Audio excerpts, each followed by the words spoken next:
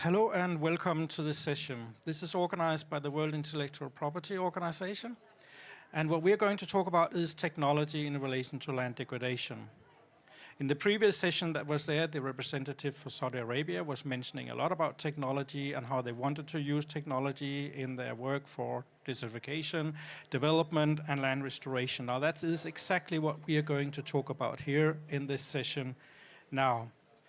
We will not be talking so much about the general role of technology. We will not be talking so much about the general problems of land degradation and desertification. I think we all know that it is a very serious problem. But we will be talking more about what actually solutions are available out there, what can they do, and we will provide a few examples of what technology and innovation actually has to contribute with. In order to do that, we are joined by three distinguished speakers here. We have Professor Mahmoud Sakhar from the Academy of Scientific Research and Technology of Egypt, president of that institution. We have Mr. Chung-Lin Suk from CEO of Seed and Green Company from Korea. We have Simon Haldrup from CEO of the Danish company Agrina. And then we have my colleague over here, Shana Tabrisi. Now, I will actually start by giving the work to my colleague, Shana Tabrisi, who will, first of all, introduce to you a new publication that we have just launched here a few days ago here at the COP. Maybe I can take the clicker.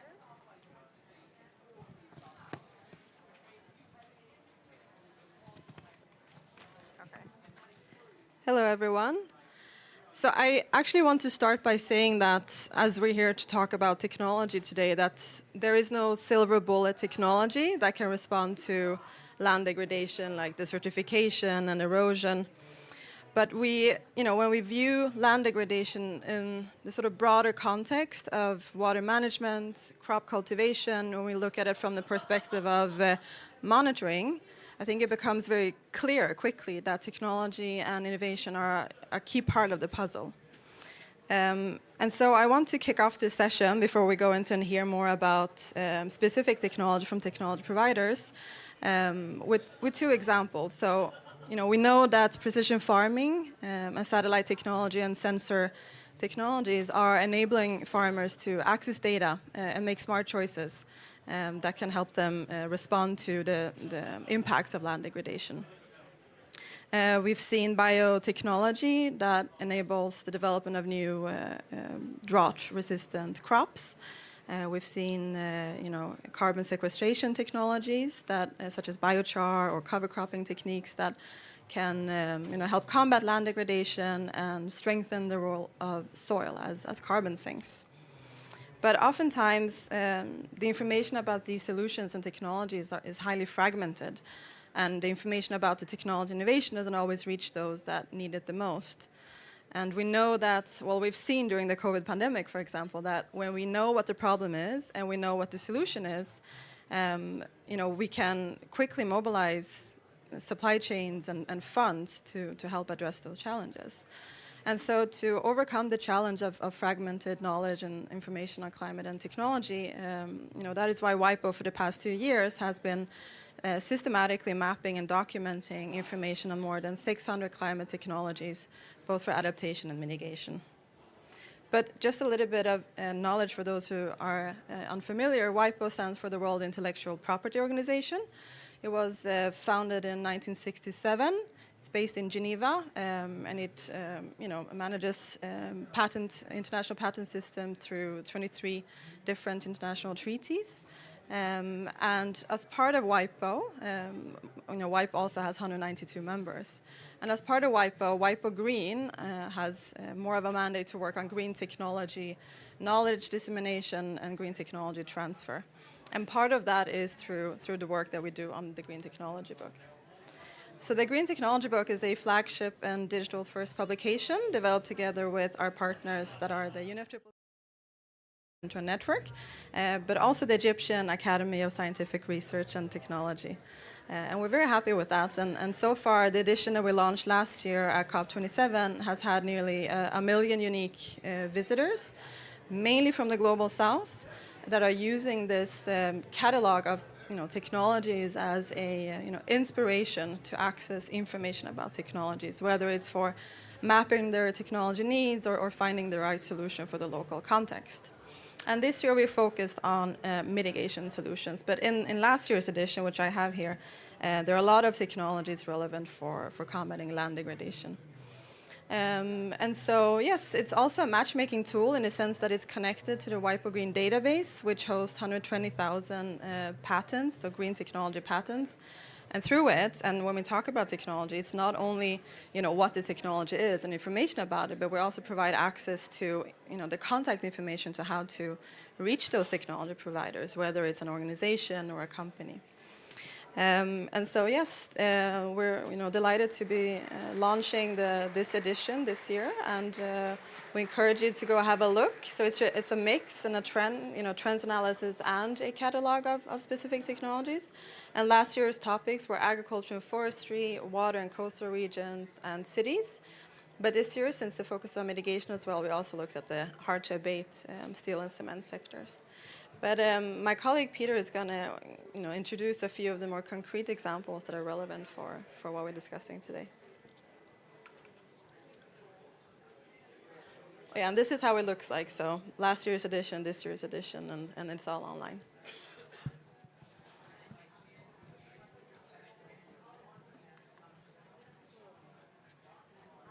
So actually, when you go into, it's a digital first publication, and if you go into it, you will actually see the various subsectors in there, the different major sectors, agriculture, and then industry, and then cities, and then you go into various subsectors there, and then you will see various technologies directly displayed in there. The book itself looks like this, but it's really a digital first, and we got the one from last year over there, which was an adaptation, and it's all alive because it's, oops, what did I do there? Because it's linked directly to our database of green technologies. But I have to stand up now because I want to show then what are these technologies that we then actually have in this book. And you may not be able to read it all in very different details, but I have selected here a number of technologies that shows some of the solutions that are available in relation to land degradation and land rehabilitation. Now, one of the first one here is actually from a place as far as away in Greenland, and this is where they have found that some of the silts, the rock that gets crushed under the ice glaciers, is actually very good for soil restoration. And if you put that into the soil, you can actually increase the fertility a lot, and it can also help to increase soil carbon. A similar solution here from the United States, where they use olivine minerals. The same thing, they distribute them on the soil, and that can help increase the soil health and also help in enhanced weathering of rocks, meaning that it generates soil carbon also. Another one here that works in a bit in the same way, but using microbiotics. So microorganisms that increases the uptake of CO2 into the soil and stores it in the soil. All this happens in the rhizomes of the plants, and this is where the microbe comes in and help in that process, so thereby increasing the soil's capacity to act as a CO2 sink. This one, maybe you are familiar with, is biochar, nothing new in that, and it can be very efficient in some areas and under the right conditions. But not always, but that really depends on how you apply it. The idea is very simple. You take organic matter and you heat it up in a pyrolysis process, and thereby you create a kind of coal-like substance, which is basically carbon in a very stable form. And you distribute that on the soil, increases the fertility of the water retention of the soil, and at the same time you store a lot of carbon in the soil. So a really nice process that can both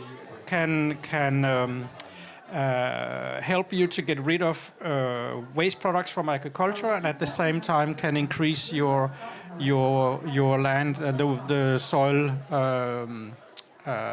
fertility. Now, from deserts environments here, we have a technology that originally comes from China and South Africa, but they're based here in UAE. And what they do is that they treat sand so that it becomes semi-impermeable, meaning that it becomes as a layer that stops the water from percolating down into the ground. And that is another way of trying to increase water availability in the soils. Then we got hydrogel. So hydrogel that you know from maybe diapers and stuff like that is actually pretty toxic. But this one is made on potassium and based on that. And the idea is that you can use these small potassium gels and put them in the soil, and they will retain a lot of water. When there is water, it will swallow up and keep that water. And then when there's a need for it, when it gets dry, then it releases that water for the plants and thereby creates in reality a reservoir of water. So a nice little thing. This one is from Peru, but there are several other implementations of this technology. Now, when we talk about soil restoration, it's also about forests, and forest is a big issue, and forest fires is an even bigger issue. And now there we have, for example, in a case here where they have identified various tree species which are more resilient to forest fires and can actually survive quite serious forest fires. Another idea here is from New Caledonia. A small island state, actually it's a French territory in the Pacific Ocean, where they have identified some species that have very liquid-filled leaves that therefore can withstand the fire and actually can stop fire if you plant them as a kind of fire break. Then we have here a very advanced solution where they use genetic manipulation to increase the carbon absorption capacity of plants. So making plants even better at absorbing carbon. That's another way to go. Then we have in the more management sector of how to deal with this, we got an NGO actually working a lot in West Africa, but also in many other places where they work with farmers to identify how they can regrow the trees that has been cut already by nurturing them and treating them in special ways. So this is a very popular approach at the moment in Sahel, but also in many other areas. Then we have here how to then actually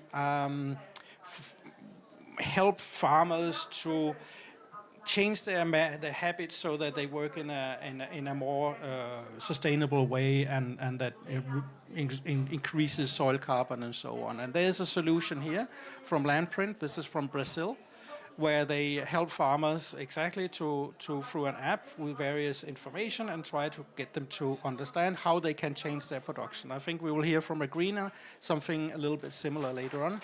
Here's another solution a bit in the same vein. It's called Rooney, but it's actually from livestock.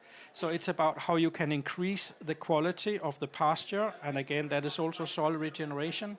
Again, through changing your patterns, your practices, and thereby increase the availability of nutrients in the soil, and thereby increasing the soil fertility. Here's another one of those from, I don't remember where it's from, but they are doing a certificate for regenerative agriculture, and if you can then use that to sell your products, as we have many other certificates, then you can actually also get a higher price for your products. It can help people to transform into that. And then there's a way of here trying to quantify how much GHG emissions you actually are saving through changing patterns. So this company here, Cool Farm Alliance, has this tool, online tool, where you can actually then go in and estimate what is the emission reductions that can come from changing your things there. And finally, you need to measure the quality of your soil. And here's an example from Brazil, I think it was, where yes, that is Brazil, where they have this small field kit for measuring nitrogen, phosphorus, and potassium in soil. And that's pretty normal if you want, but what they have developed also, they put colored agents into the different measurements, and then you put that colored measurement tube into that spectrometer there, which then reads the color and thereby give you a more accurate reading and very simple way of doing soil analysis. So that's an example of some of the technologies that we have there. You can find many more technologies if you go to our database, which is behind the Green Technology Book, where we collect many more technologies that we show there. And there you can see these technologies and many more available. But with that, I will hand over the word to Professor Sacher from Academy of Scientific Research and Technology in Egypt and the work that you are doing there. Professor Sacher. What sort of Australia do I want my children to live in by 2050 in century? Now, I want them to live in a Where world is my that's presentation? peaceful, My presentation. prosperous, and in a world that's sustainable. No. And I want us to live in an Australia in 2050 Okay. that is Thank you. strong, Good afternoon. fiercely independent, First of all, I would like to have a future of ample to thank WIPO for organization of this very important session. Actually, the importance is not the session itself. The importance of this event is due to the new director of for green technologies from all over the world and making it available for the global community to make use of it. So this is very important. Thank you very much for WIPO. And I believe that the mandate of WIPO is to guarantee balanced and fair IPR system. So very happy to see that WIPO also support the transformation of patent into product and real solution. In my capacity as the president of the Egyptian Academy of Science, I had the opportunity to attend. This is the third edition of COP meeting. The first one started in Glaxo, and then in Sharm el-Sheikh, and here we are in Dubai. And to be honest, the slogan of the three COP meetings are quite similar. We are asking for a uniting world to tackle climate change issues. We are looking for implementation, and this year edition, unite, act, and deliver. So it's the same meaning. Uniting, act, and deliver. But I believe it's, in my opinion also, I appreciate very much offering some new and innovative technological solution to the climate change crisis. But to be honest, real confrontation of climate change in a changing world under multiple crises is really very difficult. You cannot achieve sustainable development and confront the impact of climate change using only innovative and technological solutions. It's a very complicated challenge, so you need a lot of actions. We need access to science, we need access to technology, we need fund, we need incentives, we need policies, we need ethics, we need humanity. We need this also for having a uniting world. Surely somebody has to expect you cannot achieve this unity under current circumstances in different places of the world. This is true. And I believe also education and the mindset transformation of young generation is extremely important. So I believe that this question is logic. What were the gains of post-COVID conferences? Of course, if you ask this question to climate change champion or policymakers, I will list a long list of promises and good things. Yeah, we have to accelerate carbon dioxide emission to meet 1.0. This is not true. This year, 2023, the highest record in the history in the temperature was registered. This year, the highest record of carbon dioxide emission in the world will be recorded this year. And of course, you know the reasons behind. Okay, there are some consensus regarding loss and damage fund, financial commitment to support the most vulnerable countries, and of course, reduce our reliance on fossil. Yeah, I will skip this very quickly. As Peter mentioned, there are very long list of green innovation and technologies that could support the effort of developing and less developing countries to mitigate the impact of climate change and so on. Precision agriculture is an example. emerging technology like drone, IoT, artificial intelligence, and so on, can support countries' effort actually to boost the transformation toward precise agriculture, increase their productivity, lower the consumption of natural resources, and maximize yield, and so on. Similarly, also recent advances in image satellites and remote sensing also can provide policymakers and officials with real-time data regarding land usage changes and so on. So there is, of course, renewable energy also could help in the transformation of agribusiness sector to be completely powered by BV or by renewable energy and lowering the carbon dioxide emission from agriculture and agribusiness sector. And agribusiness sector actually is one of the largest sector produces high amount of carbon dioxide emission immediately after transportation and construction. So applying some simple and applicable green innovation technology could help in voluntary lowering of carbon dioxide emission in the agribusiness sector.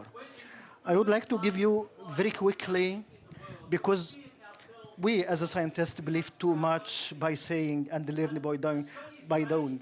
From patent to product, we produce, our research institutions, universities produce patent, but the most important is how to transform patent into product to support the small farmers everywhere in the world. As a national academy, we produced a lot of strategic studies, roadmap, policy paper actually to help a policymaker to take the right decision. And this is just an example from our policy paper and the publications. Also, when it comes to green research in Arab states, we are here in Dubai. So the Arab countries are producing good international applications in the field of green research. And as you see, Saudi Arabia lead the Arab states in this field, followed by Egypt, Morocco, United Arab Emirates, and so on. More than 60,000 international applications Q1, Q2 in the field of green research in the Arab states. Because we believe too much in education and the mindset transformation of young generation, the academy paid too much attention to education.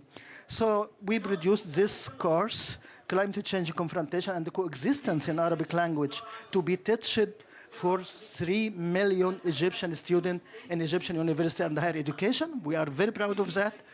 And also, at the same time, we are working with kids in the preliminary studies through the Egyptian program called Children Universities.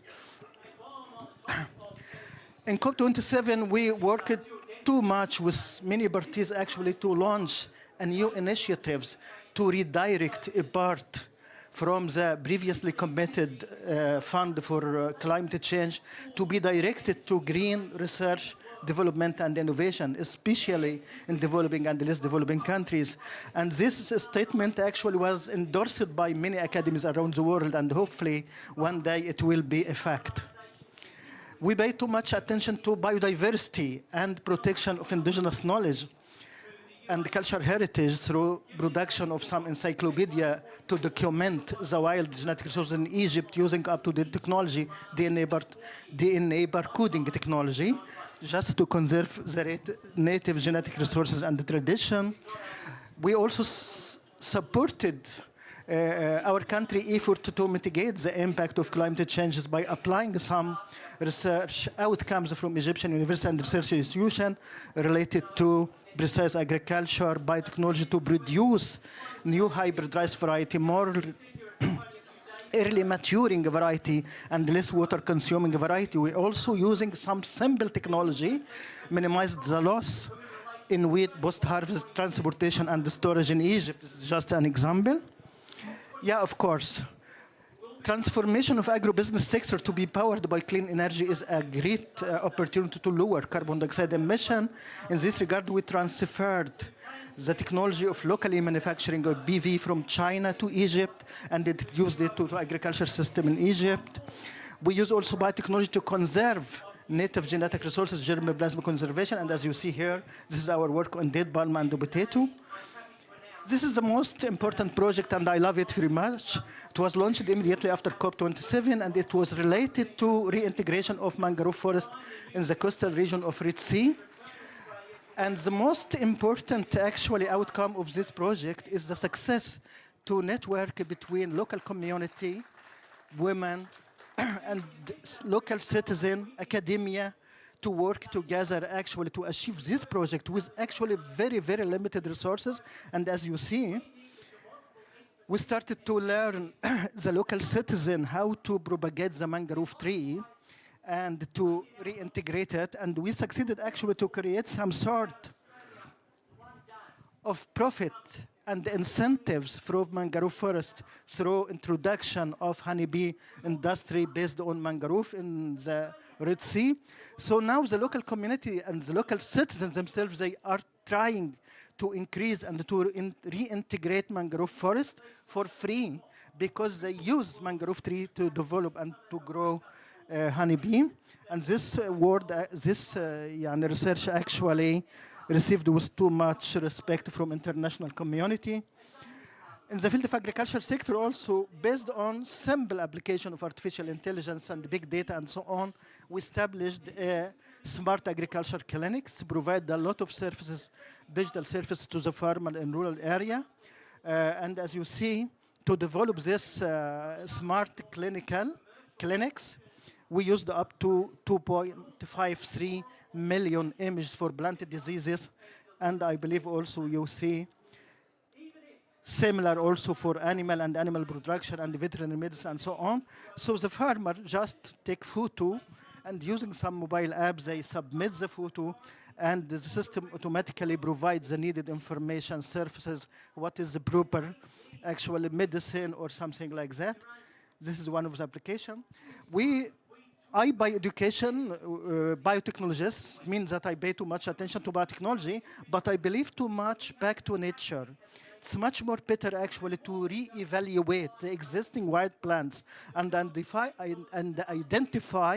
the proper wild plants that could be used as food and fodder, rather than try to improve the drought and salt tolerance of domestic crops. This is a new approach back to nature. To achieve these objectives, we surveyed all the wild plants in Egypt and identified, based on scientific investigation, the proper plants that could be used as a fodder crops in the saline and the dry environment. And as you see here, this is some of the site application of the project. And now many of the farmers in the desert grow these fodder crops for their animals. I have very long list of conclusion. It's actually the summary of the 3 COP meeting, Glasgow, Sharm el-Sheikh, and also here. But of course, I believe too much that now is the time for implementation. Thank you very much.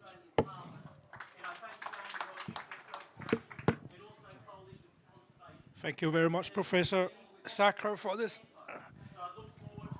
very interesting insight into the Egyptian perspective of innovation and technology in this field. Very good to hear.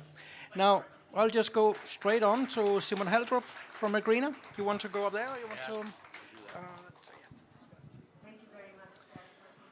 All right, thanks a lot. I'll probably walk around, so I hope you don't mind.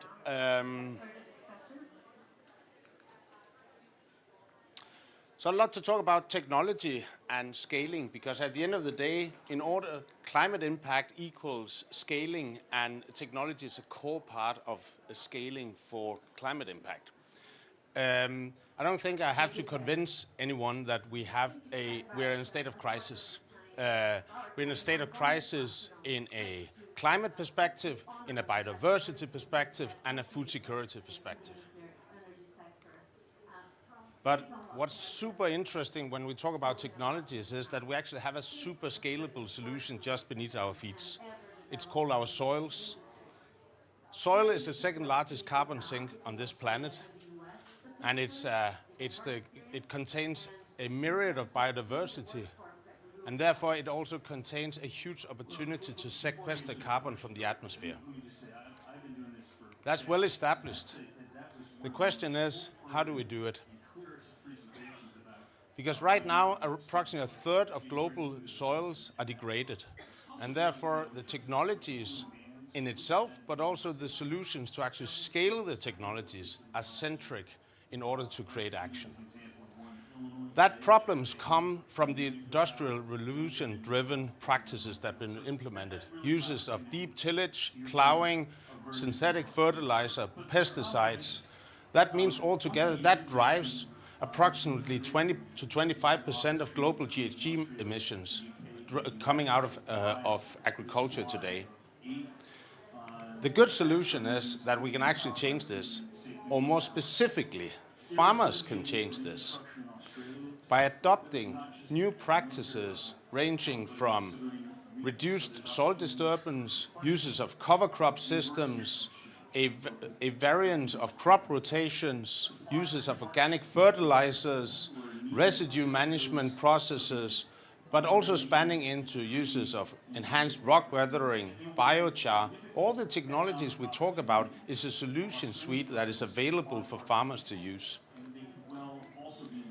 The challenge is that there's approximately 600 million farmers on this planet, and therefore it requires a huge mobilization of farmers for that actually to happen, to take those technologies and make them available to the farmer itself, but also make it economically sustainable for the farmers to adopt it. As someone said to me recently, as a farmer, it's very, very difficult to be green if you're in the red. And farmers run with very, very tight margins. And therefore, it's not just about technology. It's actually also how can we make it economically viable for the farmers to adopt these technologies. What we do as a greener is really to build the incentive system, the mobilization and incentive system around this to make all of these things available for the farmer, but also help the farmer generate an economic outcome from adopting these practices. Because while it's obviously environmentally positive and has a huge restoring capacity to adopt these practices, then farmers need to pay the bills the next week and the next month and the next year, and therefore there's a horizon mismatch in this. These technologies are not one thing, but in the core of this sits actually building platform for farmers, actually giving farmers information about the optimal implementation of a variance of different technologies in their specific circumstances, because there's a huge knowledge barrier to overcome.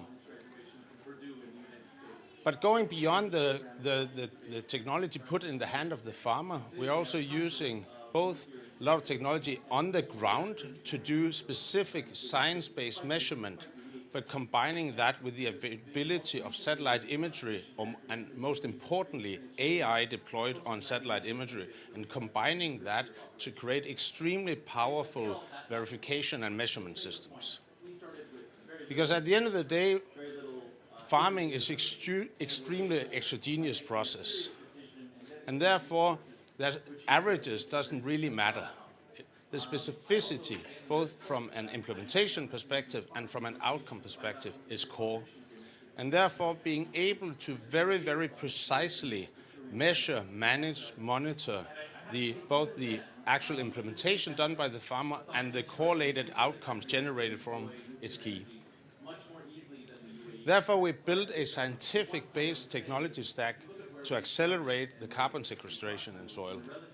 What that means for the farmer, see if I can click here. Oh, that's the slow one. But one thing is technology. I think really at the end of the day, it's about action. What actually gets deployed right? We started this process 3-4 years ago, and now we have managed to get more than 2 million hectares across 17 countries in Europe to adopt these regenerative practices and committing into that. And that is how we should measure success. But there's approximately 4 billion hectares of land globally, and therefore we're just getting started. Let's see if this loads dramatically.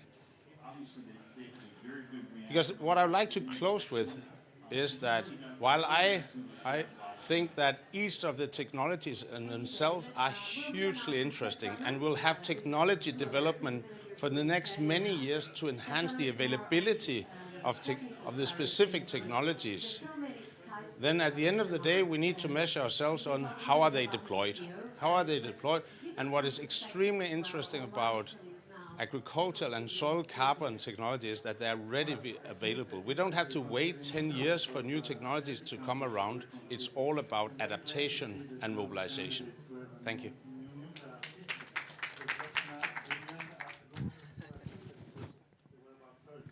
Thank you very much, Simon. That was very insightful. And I think your last comment that technology is already there is exactly also what we are trying to show in the Green Technology Book. There's a lot of diversity and a lot of technology and innovation, and it's coming out, and there's much more coming, but we actually already have a lot of what we need to make the changes that we need to make.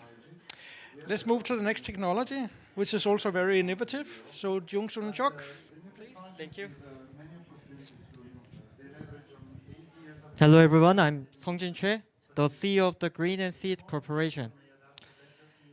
So our technology focus on the crop cultivation, but today, here I want to talk about the perspective of combating the climate change. So I once heard that the scientists saying that planting a 1 trillion tree would be the cheapest and the most effective way to combat the climate change. I also want to participate in that. Planting a tree begins with making the seedling, transplanting the seedling, and maintaining it to prevent it from dying. Let's assume that 10,000 seedlings are planted in 1 hectare at 1 meter's intervals.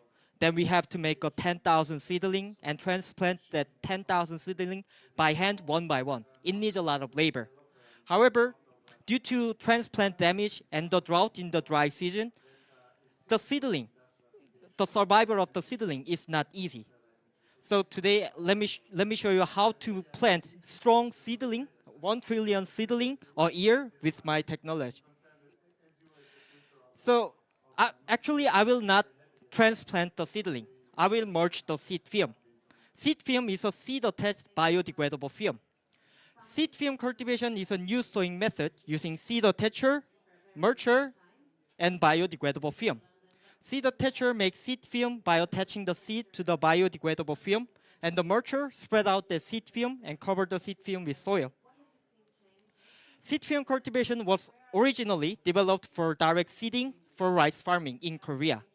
In conventional rice farming, nursing seedling and seedling transplantation is common because the seedling establishment of direct sowing of rice is not good enough to make a good seedling establishment.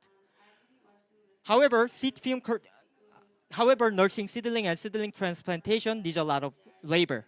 However, seed film cultivation eliminates the nursing seedling and seedling transplantation processes because the seed already on the biodegradable film. So in these right pictures, we can see the germination gaps. From there, seed germinate and then becomes the seedling. And seed film cultivation has been growing rice in China, in Chinese cornfields since 2017, when Chinese corn price plummeted. With seed film cultivation can grow rice outside the water well without sacrificing yield compared to irrigated rice, because the seed film mulching not only control weeds, but also prevent the loss of moisture, temperature, and fertilizer. So we don't have to fill the water to the rice paddies.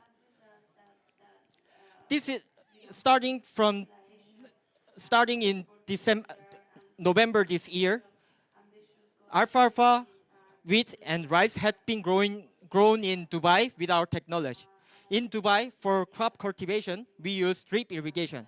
In the right picture, you can see the 2 drip lane installed under the film. In this way, seed film cultivation makes it possible to grow crops even in the desert. Because seed film mulching provide an optimal environment for growing crop, resulting in high yield even in the desert. Then how does the dry seed becomes the seedling in the desert? The secret is the structure of the seed film mulching. When we mulch the film, mulcher soften the soil in order to make a good seed bed under the biodegradable film, and then cover the seed facing the ground, and then cover the thin layer of soil on the top of the film, like this picture. Then the lower side of the film becomes like greenhouse, where the seed can easily germinate and grow well. This is seed film cultivation. So let me show you our machines. This is seed attacher that attaches the seed to the biodegradable film. So seed attacher attaches seed to the biodegradable film while creating germination gaps on the both sides of the seed. The seed film can be easily stored and transported because the seed on the biodegradable film is ungerminated seed. So seed film can be stored more than 1 year. And 40 kilograms of seed film is about 2,000 square meters, about 0.2 hectares, which is equivalent with 2,000 seedlings. Then after that, the mulcher spread out the seed film and covered the seed film with soil. Oh, sorry. I don't know how to. Oh, okay. I don't know how to play the video, but so in here, the black thing on the ground is the seed film. The seed already in there. Then, and also the mulcher not only spread out the seed film, but also install the drip irrigation and fertilizer under the film. So we can save a lot. We can grow crops, minimizing the water use, even in the desert. So about the tree cultivation, a team of 4 people can mulch at least 2 hectares of seed film per day, which is equivalent with 20,000 seedlings per day. Then the one tractor team can mulch the 5 million seedlings per year. Then the 250,000 tractor team can mulch 1 trillion seedlings per year. Our biodegradable film consists of PLA and PBAT. 2 materials are biodegradable, produced by leading materials company, safe and leaving nothing behind. So PBAT decomposes fast, but PLA decomposes slowly. So the mixed ratio of 2 materials, then we can control the decomposition time. In order to protect the tree seedling for more than 4 to 5 years, I'd recommend to use the 100% PLA film for that. So one seed attacher can produce 5,000 hectares of seed film per year. So based on the one seed attacher, I estimate the cost of the seed film cultivation for tree cultivation. So one seed attacher and 10 mulcher with tractor and the biodegradable film for 50 million seedlings cost about 4.3 million US dollars. So the one seedling with the seed film cultivation, so planting one seedling using seed film cultivation cost is about 8.7 cents per seedling. In considering the labor using these machines, the cost of the one seedling cannot exceed the 10 cents. Even though seed film cultivation has moisturizing and thermal function, the seedling will die naturally with various reasons. However, I can say that film mulching seedling survival rate is more higher than non-mulching seedling, and it grows more better than non-mulching seedling. So, however, in order to combat the climate change, we have to increase the survival rate. However, we cannot install the drip irrigation in that large area. So I'd recommend to put the water when we mulch the seed film to make a good seedling. Thank you.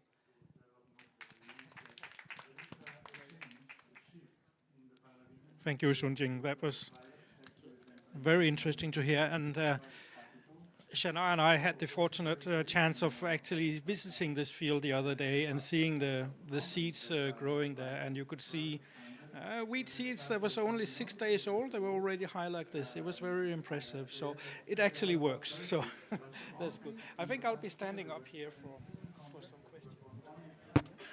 So it's question time, and if there are any questions from the floor, please put up your hand. I can start out with some questions. So there were some questions that came to mind from hearing you speak here, from all 3 of you actually. And I think I will start with maybe Simon, because your solution is to help farmers to change the practices to make more regenerative agriculture, right? So, and I believe that one of the incentives that you offer to the farmers is also that you help them to get carbon credit, is that right? So my question is then, how much for a farmer, how much can they get in carbon credit? And is that a factor that is strong enough for them to actually make the decision to change?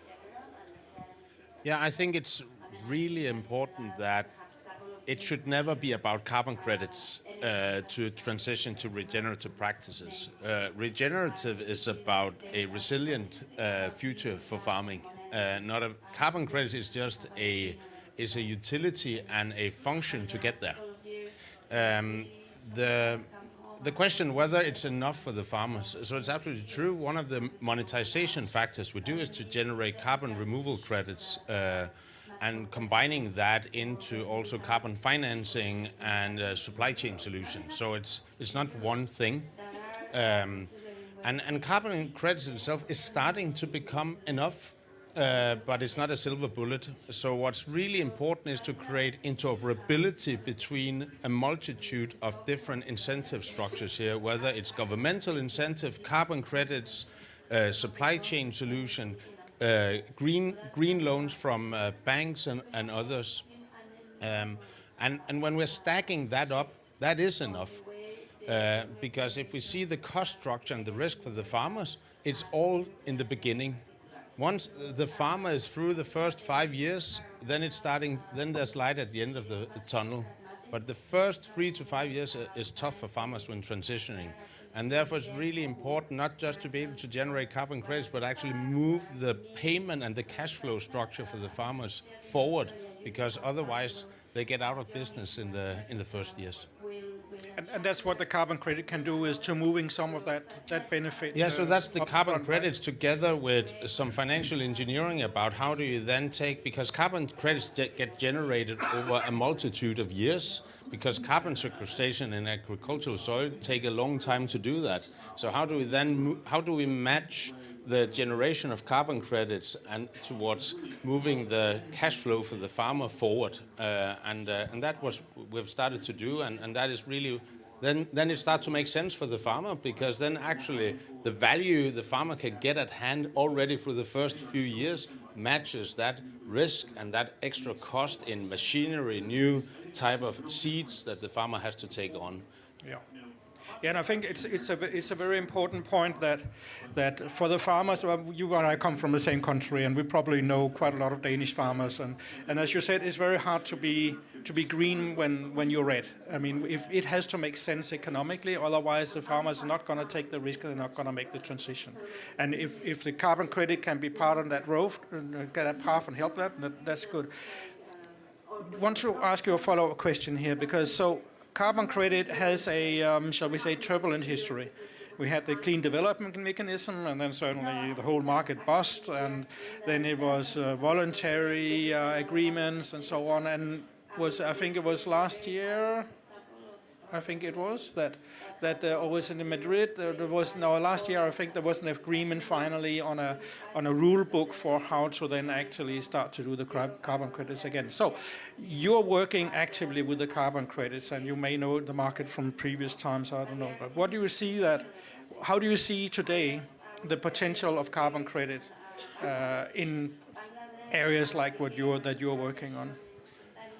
Yeah, so I think it has been a turbulent time, but I think it had to be a turbulent time in order for carbon credits to get up out of the back alley and into the main street. And that's exactly what we've seen. The last 18 months had been, on the one hand, a super turbulent time and a restructuring of the market. But on the other hand, it has been a light speed transition of the rule book, whether it's on the supply side, on the demand side. And I think early on in this COP, there was also a lot of new announcements coming out, which really drives a pathway to a highly regulated, high-quality standard carbon market that focuses on removals. And because I think it's also very clear to everyone that decarbonization is one side of the equation, but we need to generate carbon removals at an unprecedented speed to reach net zero.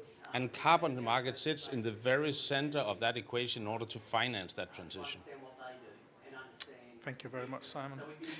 Professor Sacker, you gave a very good insight into the innovation and technology activities and initiatives in Egypt. So I have a slightly broad question to you, but for a country like Egypt, and if you know of other regional countries that are in the same situation, well, that's also very welcome. But what do you see as the major technological needs in relation to land rehabilitation now? Yeah, okay. Thank you very much, Jan. Jan, in fact, before answering this question, I would like to add a short comment to carbon credit because it's extremely important point. I believe now we are trying to introduce a new agriculture system, let us say eco-friendly agriculture or something like that. And if you remember, long time ago, the organic agriculture appeared as one of the promising technology, but failed to continue simply because the profit and incentives from organic agriculture is too low. So I support very much the idea to give incentives for the farmer to lower carbon dioxide emission from agricultural production. And again, it's about carbon credit. In our country, I believe that too much that using some very simple technologies, such, for instance, precise soil analysis. For instance, in my country, we have some tradition that the farmer applies certain amount of chemical fertilizer every year per unit area. And this tradition actually dates back to 50 years ago. They are using the same dosage of chemical fertilizer for rice production, for instance. And I believe applying some simple technology, like some sensors, some microspectrophotometer for easy analyzing the soils, will definitely lead in a huge and dramatic reduction in the amount of chemical fertilizers and so on. This is a very simple technology. It's almost nothing, just one sensor. So you just measure the real need from nitrogen, from phosphorus, from potassium, instead of applying fixed amount during the last 50 years. This is one of the technology, very, very simple. Composting also is a very simple technology. What we need is to propagate this technology and to make it profitable for the farmer, for the small farmers.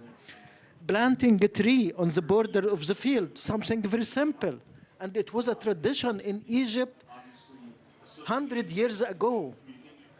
100 years ago, the Egyptian farmer has a tradition to plant a tree on the rivers of the canals.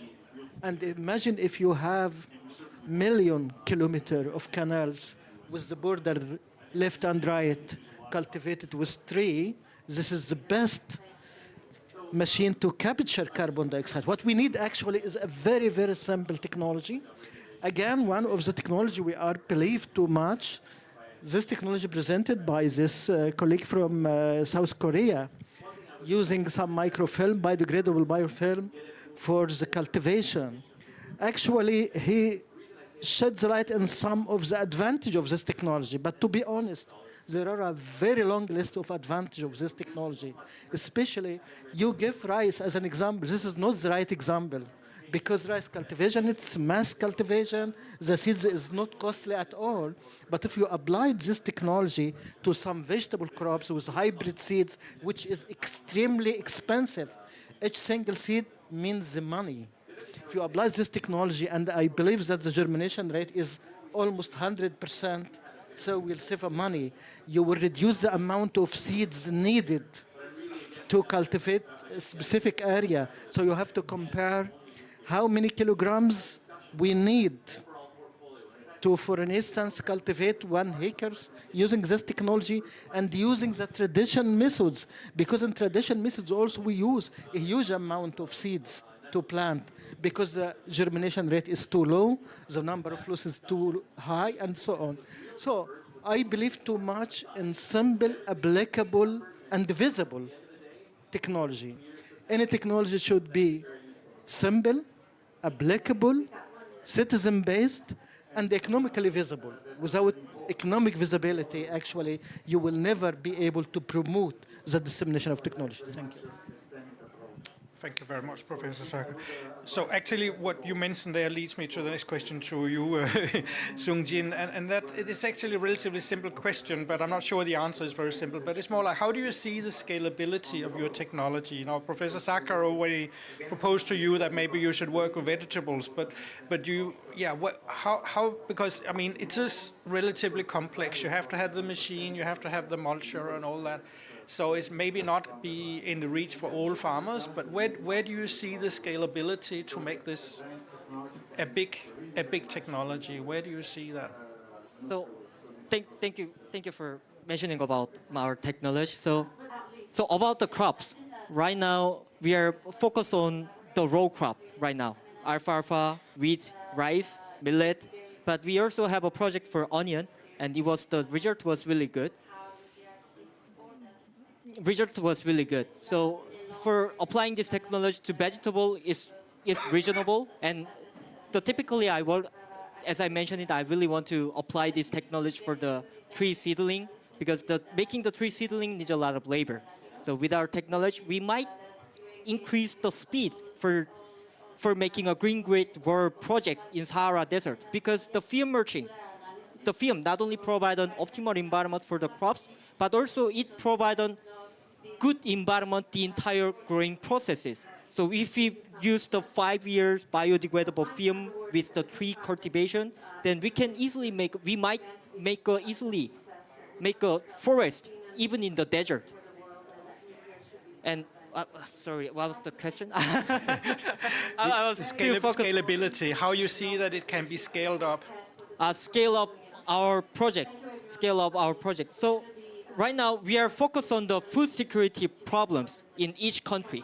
For in case of South Korea import a lot of millet abroad. So we are doing a project for millet, and in case of Vietnam, we are growing rice in dry season to maintain the rice farmers' livelihood especially in Mekong Delta. And in case of Dubai import a lot of rice and rely on food, and food security is threatening day by day because of the rice export restriction from India and due to some war around the world. So the food security problems is getting severe. So with our technology, I want to solve the rice farming, the food security problems in here to scale up our project in these food importing countries. Thank you, Jin-Sung.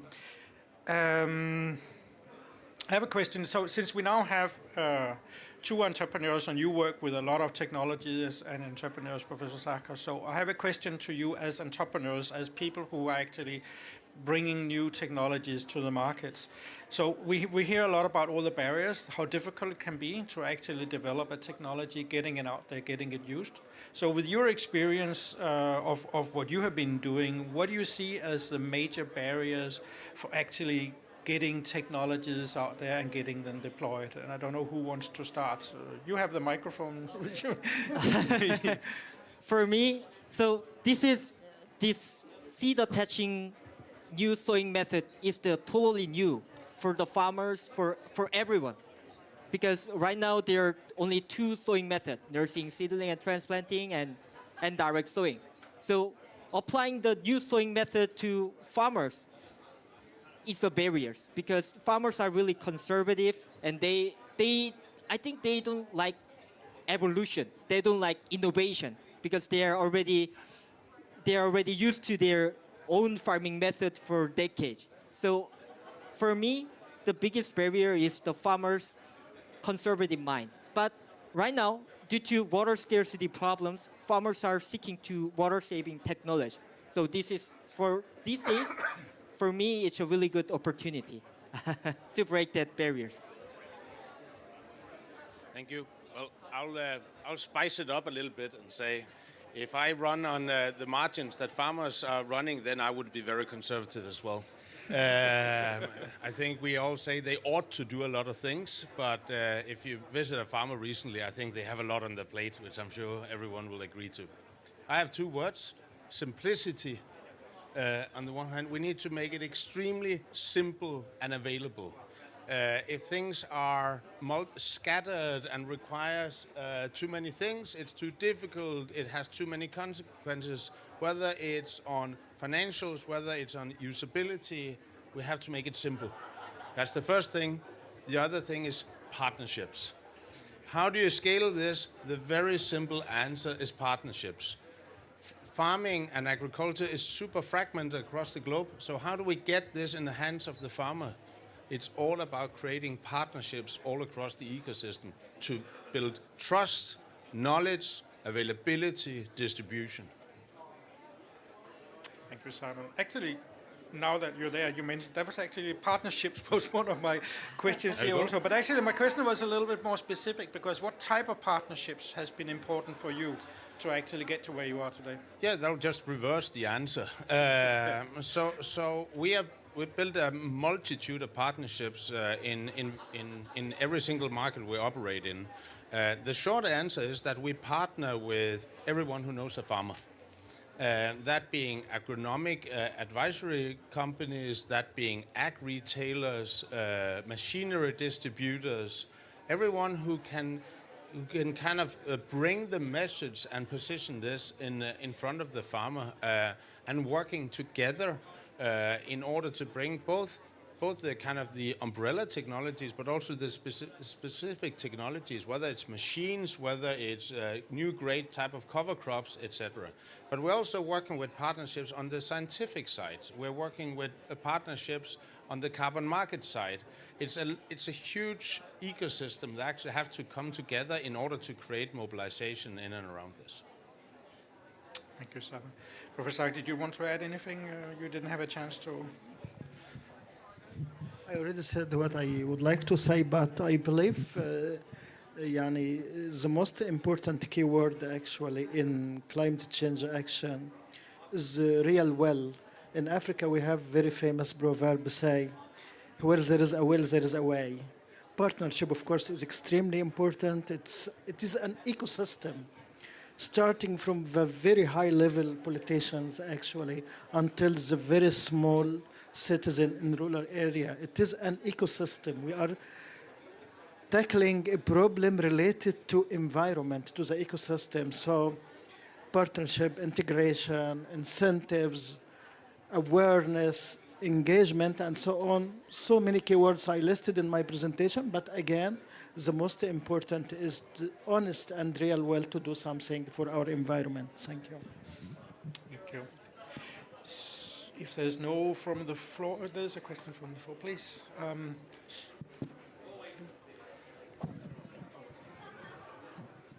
Thank you. My name is Ogaki Vishnevsky. I work with the G20 Global Land Initiative and with the UNCCD, so this is a topic I'm kind of a bit familiar with and I'm interested in.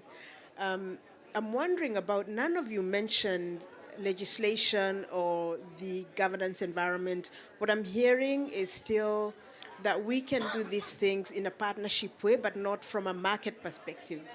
And I'm wondering how you're thinking about this. It's an ecosystem, yes, but what needs to happen to make this an industry, you know? So it's not just farming as we know it, it's something else. It's farming plus, right? And so, you know, if I own land and I'm finding more income from restoration or, you know, carbon credits, for instance, can I go that route, or do I have to get stuck in agriculture? That's one. So I'm wondering what you're thinking about in terms of scaling and where the role of legislation or the regulatory framework is. Does it exist? What else is needed? My second question has to do with incentives. One of the best examples I ever had, I think it was from a professor in Egypt or Israel, I don't remember, about 10 years ago, where they said that they set up a fund to actually incentivize farmers to take up new agricultural methods. And 5 years down, and then they said, if you lose, we want to know what you get every year. And if you lose, we are going to compensate you. And it had been 5 years. That was an incentive enough for farmers to think, if I lose, I know what I get every year. If I lose, I can go and get compensated. They said 5 years later, people had adapted to new technologies. No one had asked for any resources. Not to say that they didn't lose, but it was incentive enough. And I'm wondering whether you're thinking about these kinds of mechanisms that create incentives, even if they're just, you know, as you say, it's cultural, it's mental, you know, to shift, to make that mental shift. So Just my two questions. Thank you. Thank you very much, madam. So, Simon, you want to start? You got a microphone over there? Oh, you're sitting on it. Yeah, thank you for the questions. I think I'll kind of tap in on the second question first and then let others talk to the first one. I think the short answer is, yeah, we're definitely thinking about that. And I'll give you a very concrete example why. Because when the first thing I hear farmers talking about when thinking about adopting regenerative practices, what yield loss do I get? You know, how much will my yield go down while the soil is readjusting to a new normal? And the answer is that depends. That depends on your externalities. It depends on which type of practices you do. It also depends on your craftsmanship, right? So it depends. But the interesting data point here is that when we capture the actual data, we see somewhere between 0 and 20% on average for the first 2 years. That is typically the outcomes we see. If we ask the farmers ex ante before they start, how much do you think your yield will go down? Then they think 50%. So you have an asymmetric expectation here. So for me, there's a huge call here actually for a further aggregation into whether that's fund, whether that's insurance structure. Personally, I think about it as an insurance structure and say, dear farmer, go ahead and do your things, do the right things, and if then there is a negative downside of this, we got you covered. And how you then structure is a different discussion. Because I think that's actually where you, by having central intelligence in that, can actually invest and structure your way to take some of the downside away from the farmers. Because it's actually a very, very ineffective mass transition structure to have 600 million decision makers that all have to decide on how to take that risk instead of starting to centralize that risk structure. And I do apologize, I'm an old banker, so I think a little bit along that line. You want to answer also? Just short comment. It's not answer actually because it's reflect my personal opinion. I never believed in legislatives and policies and so on in climate work. You know, in our ordinary normal life everywhere we have a lot of legislatives, law, and even constitution. And you see the result. Actually, the key words to confront the impact of climate changes is the community engagement and the belief of the people, of the citizen. Yeah, there are a lot of legislative in our country and everywhere, even so many agreement parties and COP meeting and others, but on the floor, the main catalyst is the small farmer in rural area, because we are focusing now on agribusiness sector and so on. So I believe only in application. Our farmer believe too much in pilot experiment and in extension research and so on. If the farmer actually see by their eyes a successful example for eco-friendly agriculture system, it will be great. It will disseminate automatically. That's why the expert in the field of agriculture sectors believe too much in extension research and experimental fields to show the people. You cannot actually by laws ask the people, for instance, to cultivate a certain crop for a certain time. He will bypass the law because there are another impacts from different sides, from different directions and so on. This is one. Incentives, again, is so important. I believe the role of science and technology now is to provide the community with innovative and technological solution that could help in confrontation of climate change and at the same time also generate profit for the small farmer. And we succeeded in the case of mangrove reintegration forest. Mangrove is wild plant, no economic value at all. It's only for the sake of the environment. But the researcher using some simple technology succeeded to make from this ecosystem a business model to reproduce honeybee to generate some sort of profit for the farmer. So they started themselves to grow and plant mangrove. This is my conviction. Thank you. Thank you very much. Okay, we'll turn this on. I just want to bring the conversation back to the title of this event as well, which is technology and innovation. And I think that often when we think about innovation, we think about technological innovation. But in fact, we need innovation to be able to downscale these technologies. And what you were saying about technologies needing to be simple and accessible really resonates, because majority of the new types of technologies are developed in one part of the world where they're most needed in another part of the world. So we need innovation in new funding mechanisms and new business models. We need innovation in monitoring, so we can, monitoring the impacts of the carbon credits, and monitoring the impact of the new, biodegradable seed films on the ground. So I think in order to be able to use the technologies that we have and bring them to the farmers that don't have the funds to access all of these technologies that we need at the moment, we need more innovation, not on a technological level, but on everything else. Very true.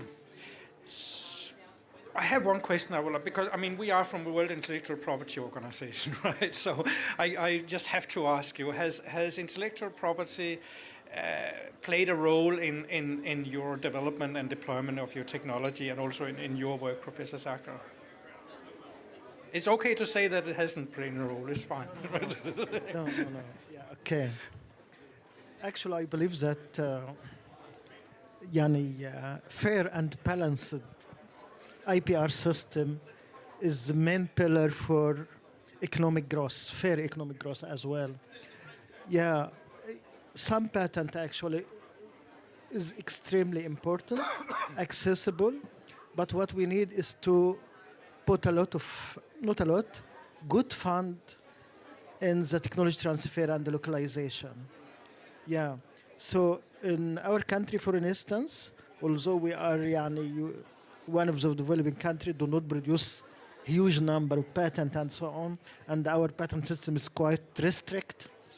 But I believe we benefit too much from WIPO to open the door for the new investors to come to Egypt and to invest, because patent and enforcement of patent and so on is extremely important as enabling environment for investment. So this is true.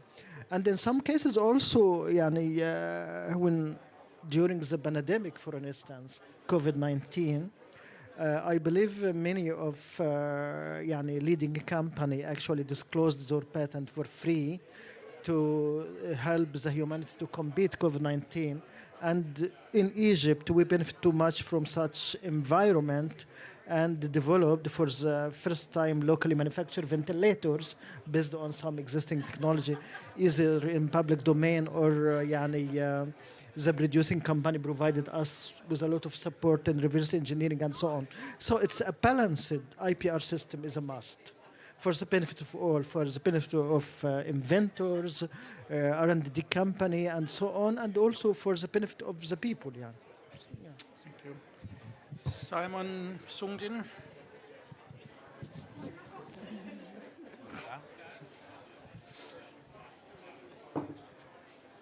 Just speak into it, it's fine, it's on. So international patent is really helping me to promote my technology abroad. So every time I go abroad, I register the patent in the country. So I use the PCT patent regulation. It's really helpful to small startup to get a patent all around the world. So, but right now my business is still small. It's not a big business right now. So right now, some small other company making a copycat to make a business in their own country. So I think so. It's not related to the topic, but it would be really nice to have more strong regulation to protect the patent in their country, because some country they don't. So I hope there's some more strong regulation to protect the technology in their country. I can answer quickly. The short answer is no.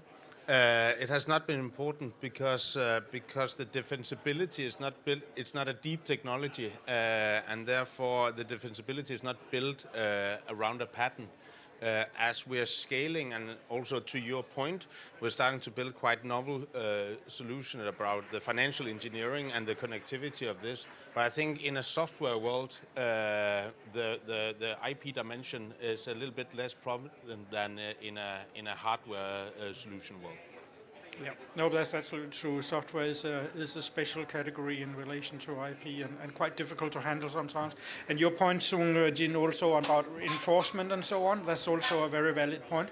So that the IP system is based on national systems. It's, WIPO is just managing the granular agreements among countries, but it's always based on the national systems. That means it will never get better than what each individual country wants to put in place to both granting patents but also to reinforce them. So it's not a perfect system, but it's what we have. And I don't think we'll be able to find one that is better. But it's the only way to protect the technology. It is at the moment, yeah. But of course, there are new ways of IP coming up that are super interesting, but that's a different discussion. If there are no more questions from the floor, it doesn't look like it. I hope you got your question answered, ma'am. And then I'll thank you very much, our speakers here and the audience, and thank you very much for your presence. It was a pleasure.